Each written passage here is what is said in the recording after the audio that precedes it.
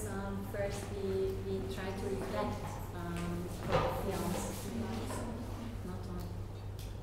Okay. And thank you. But you know, I work in Budapest as a photographer, and that's why maybe if I say Rafa's film, my question is how can we document something if I want to show something what I agree, and how can I document something if I don't agree with something, and maybe this is the main question if you want to keep something in your document project. And when we talked before with Tamara about the films, our main question was is it possible to find something different in the style if you see these films, and can you see something different details or close to good in the important questions, and is it important to make something different or not if you make something documented? And I don't know a real answer of Rafa's, but I think he doesn't want to make difference. Maybe he wants to go close to the people who are thinking totally different than you. But I'm not sure, because he uses totally same style. If you watch all films, you cannot find difference, I think. Sometimes just the voice or the language, but if you don't know very well the language, and I think he doesn't want to translate the films, you cannot find a translated text. And this decision is his decision, is an important decision. You can just love something, you can listen to the mess and the voice is same and loud, and the mess is the same. And okay, I know everything here because I'm here, and I know the new nationalism and new anti-Semitism question. I know the symbols, I know the flags, I know everything in the Slovakian or Czech or other post-socialist countries. But I don't know, maybe American people don't understand this, just to watch the same style of the on the demonstrations. I don't know. Yeah. Can you tell what kind of protest you're looking at, really? So how would you know that, a good protest from a bad protest kind of thing? So as I was looking at these two films again, I was trying to analyze what I was seeing, and I want to see what you think. If I can just say quickly if this is a difference. There's something that seems to be uniform about, for example, the new nationalistic or what would be considered fascist movements. There's something uniform about them, literally uniform about them. So not only do they seem to be uniformly dressed, but there's some kind of uniform, maybe. It's possible. The way the hair is done, etc. So uniformity versus, I don't want to say diversity, but maybe in other movements we might see multiplicity, or multiple things, multiple colors, multiple ways of performing, rather than organized ways of performing. I noticed the police were clothed differently, but I don't know what that means. They can be clothed differently based on what they think is going to happen in either kind of demonstration. But I remember even in York City, once people were evicted from the park, the Occupy movement, they had people dressed in these vests like you saw at the Pride Parade, versus what you saw earlier with the helmets, etc.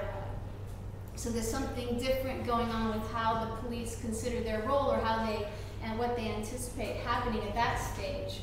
But earlier, when I guess they evicted people from the park earlier in the morning, they were dressed differently than they were that afternoon. So, but also there's, I think, and this is something to test further, this framework, in what might be considered a left movement, or a leftist kind of protest, or a protest for social justice, etc., and inclusivity. You see music and dancing and colors and asymmetrical outfits, if you will.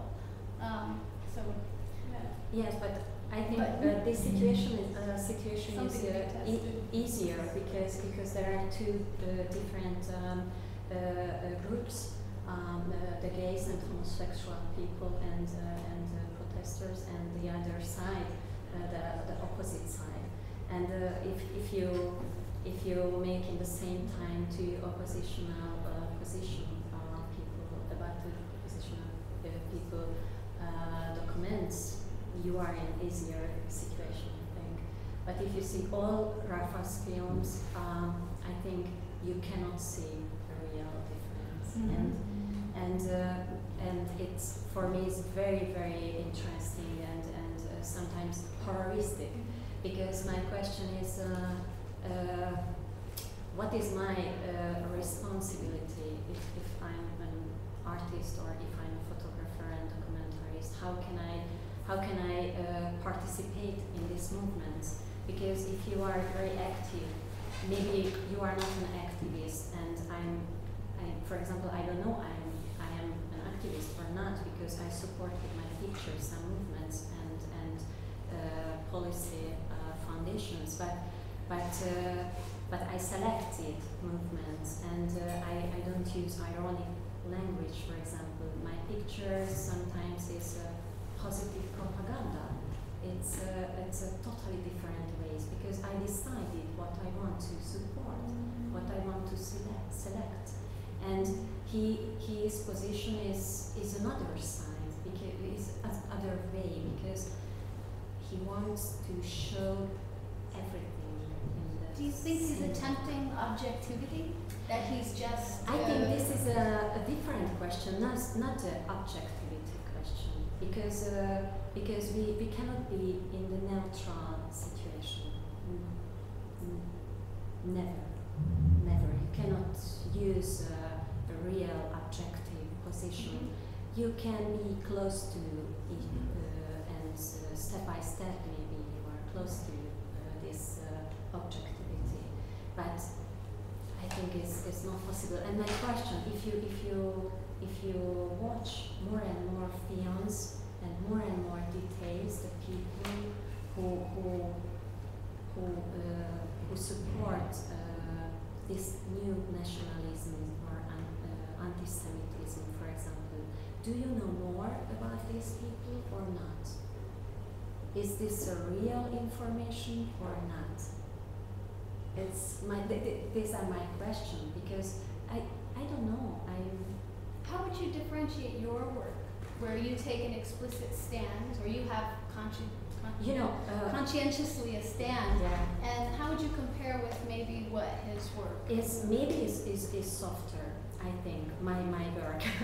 Just because if you, this is, for example, Occupy, because just some words about this blog, because I had an art residency in New York in autumn, and I met Occupy Wall Street movement, and before this moment I didn't take pictures about movements. I'm not a real photo reporter, and just I was there, and I was interested in the movements, and I took many pictures about Occupy Wall Street Library, because I worked with banned books and discarded books, for example, Radio Free Europe and so on. So it was so nice to see this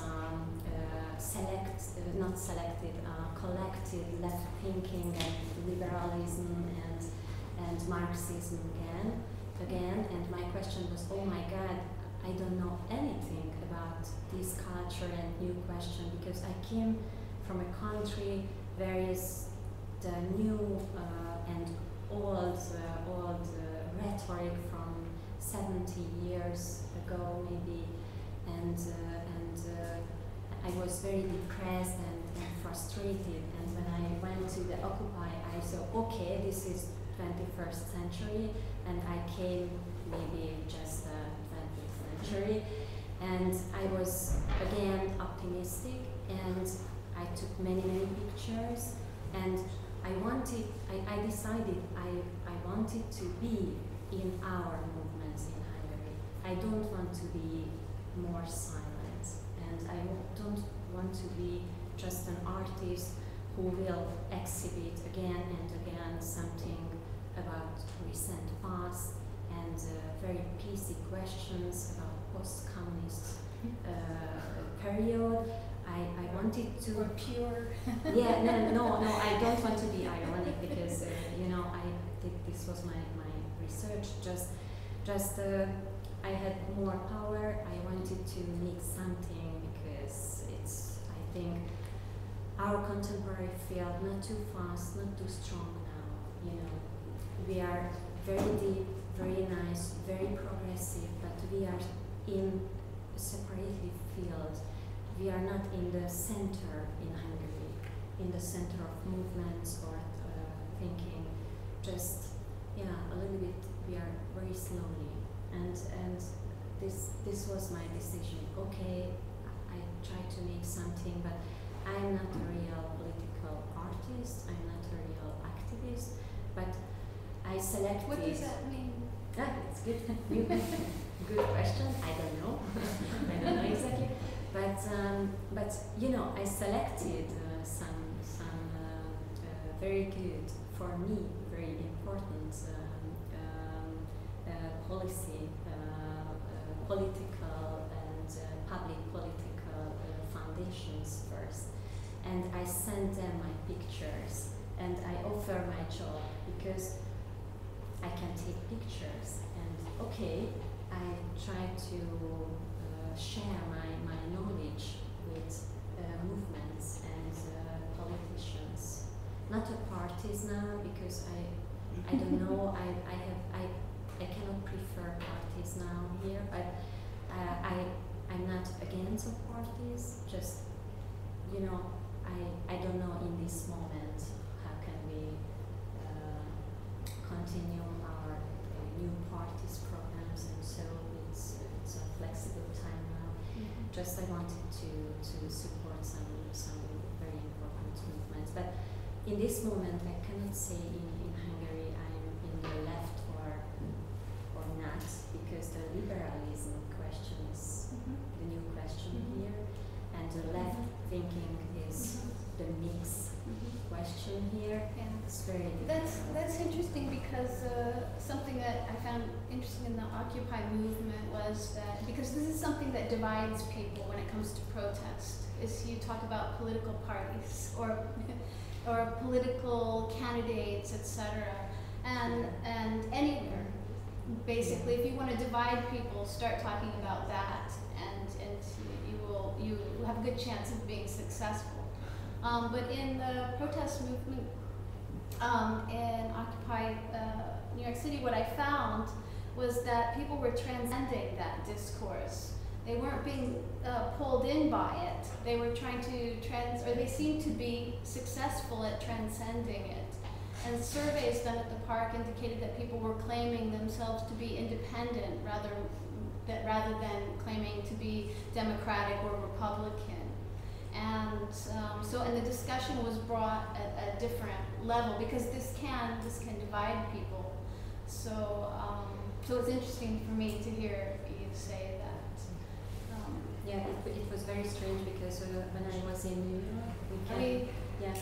No, it was so interesting because I had many nice contact with the organizers and the protesters and the press, for example, because in October we Hungarian organizers prepared the biggest demonstration on the October 23 demonstration, and when I was in New York, I could send them some description about Occupy and the style.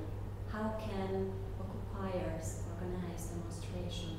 How is it possible to make more effect and closer effect? Because our style, you know, if you go in Budapest to see the demonstrations, you can see the stage and the people, the speakers are there. Like we repeat the post-communist style in the protest, and it's very strange because in the Occupy was totally different style. It's a very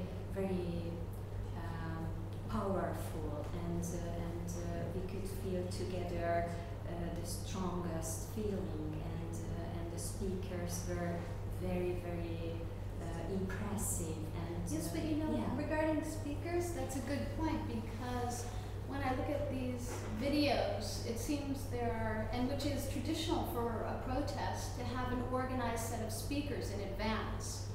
But in the Occupy movement, it's anybody who, or it seems to be anybody who speaks up at that moment, which is, and the human mic allows that to happen that way, which is kind of interesting. So there are no pre-organized set of speakers with a stage, no platform for them. It's where you stand and who you are, that you are in the same place as the person standing next to you as a speaker in the movement. Not for, but in, right? In the movement. So it's kind of, it's interesting how you mentioned that too. Yeah, and maybe, and if you are an illegal protester, it's not a legal design. Maybe it's the same spontaneity. Yeah, right. Spontaneity. Yeah. Spontaneity words.